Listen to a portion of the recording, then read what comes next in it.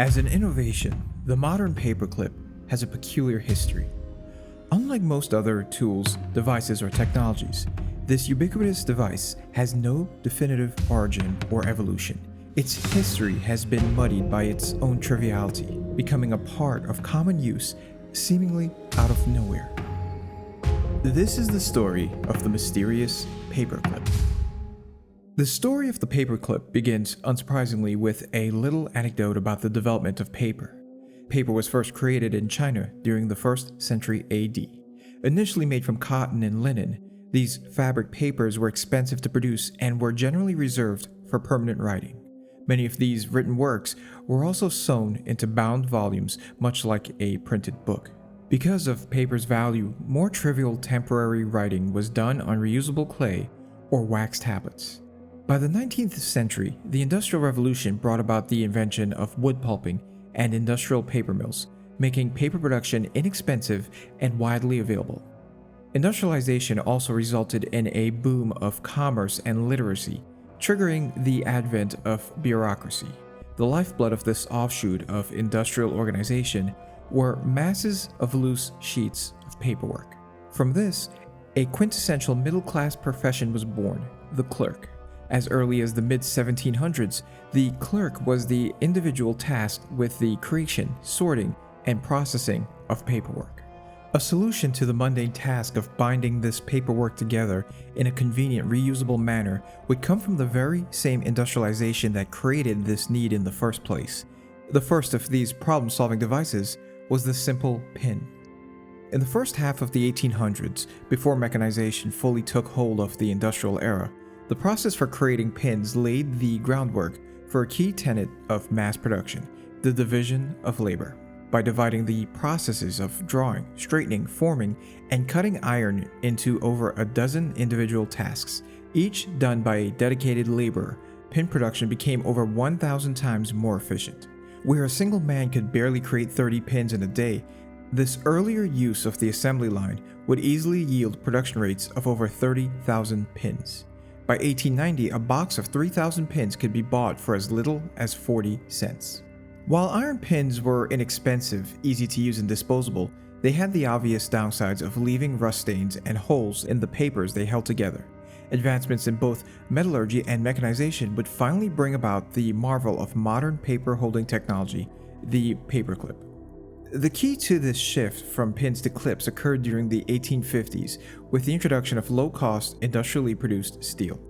These new steels had the perfect balance of strength and elasticity, forming a slew of new structural products such as rails, beams, pipes, and most important of all, wire. Manufacturers began to draw, form, and manipulate steel wire into a huge range of products such as hooks, pins, hangers, springs, and clips. During the last few decades of the 19th century, thousands of patents were issued for almost every shape of formed steel wire that could be conceivably used as a commercial product. Among these early steel wire-based products were the first paperclips. The earliest known patent for a paperclip was awarded in the United States to Samuel B. Fay in 1867. Fay's design was originally intended for attaching tickets to fabric, though the practice of using it for binding papers together was established within his patent. Along with Fay's design, over 50 other patents for paperclips were issued over the next few decades. Some other notable examples were the Wright clip, a design advertised for use in fastening newspapers and patented in 1877, the Niagara clip, patented in 1897, and the common sense clips of the early 1900s. Some of these designs, such as the bow-shaped ideal paperclip and the two-eyed owl clip, can be found in use today. Many were created to address specific challenges of managing paperwork. Some were designed for securing large stacks of paper, others minimized cost by using less wire. Many of them were even designed for easier storage by having tangle-resistant characteristics. One particular style of paperclip stood out amongst its competitors, possessing an elegant and efficient design that held papers between two tongue loops with the torsional force of the bent spring steel wire that formed its shape. Curiously, this design had been in production in England since the 1870s by several manufacturers, yet none had filed a patent on its form. Among them, the Gem Manufacturing Company had arisen as the namesake behind this design, with a reference appearing in an 1883 article touting the benefits of the gem paper fastener. However, no illustrations existed of these early gem paperclips, making it unclear if they truly did invent the modern gem paperclip. It would not be until 1893 for the first definitive illustration of a modern gem paperclip to appear in a publication. Presented in an advertisement by the American company Cushman and Dennison as a gem paperclip, the company would go on to register a trademark to the gem name in 1904. It's speculated that the gem name and design had been introduced in the United States during the spring of 1892.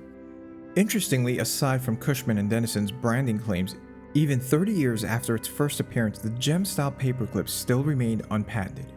Even stranger, in 1899, a patent was granted to William Middlebrook of Waterbury, Connecticut, for a machine for making wire paper clips. Within the pages of his patent filing was a drawing clearly showing that the product produced was a gem paperclip.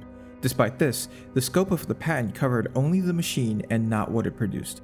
Middlebrook also did not mention the clip by name, suggesting its style was already general knowledge by the time of his patent filing. There have been several other unsubstantiated claims to the invention of the modern paperclip. One such notable claim was made by Herbert Spencer, the man who coined the term survival of the fittest.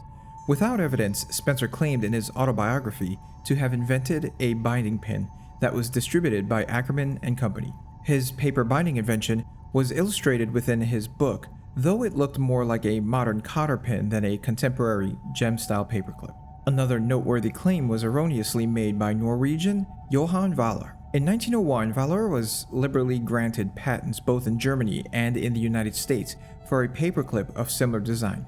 Though it lacked the final bend found in gem paperclips, this flaw made his design less effective, and it was theorized that he was likely unaware that the better gem-style paperclip had already existed. Valar's design was never manufactured or marketed due to the mass adoption of the superior gem-style clip. Valar would go on to become a national myth posthumously, based on the false assumption that the paperclip was invented by an unrecognized Norwegian prodigy. The gem-style paperclip would remain mostly unchanged over the next 120 years. It would even become a symbol throughout the century. In France during World War II, it was worn by patriots to represent resistance to German occupiers. After World War II, it would become a symbol of Norway's inventiveness based on Valar's claim. The paperclip would even be commemorated on the nation's stamp in 1999. In the United States, the paperclip would even be distinguished on May 29th with National Paperclip Day. The paperclip also became a universal tool of sorts in technology, often being the tool of choice for emergency eject buttons in both CD and floppy disk drives, SIM card tray removal, and hidden device reset buttons. It also has become the universal symbol for an attachment in emails, as well as attaining anthropomorphic fame as the Microsoft Office Assist Clippy. Attempts have been made to improve upon the design throughout the years. Some variants have been made of plastic, others have colorful textured coatings on the wire. Many manufacturers have even attempted to improve on the design by adding ripples for better grip. Still, the simple steel wire gem-style paperclip remains a staple of basic office supply needs even today. Its ease of use, effectiveness at gripping and storing papers without tangling or damaging them have made it one of the few inventions in human history that has proven to be difficult to improve upon.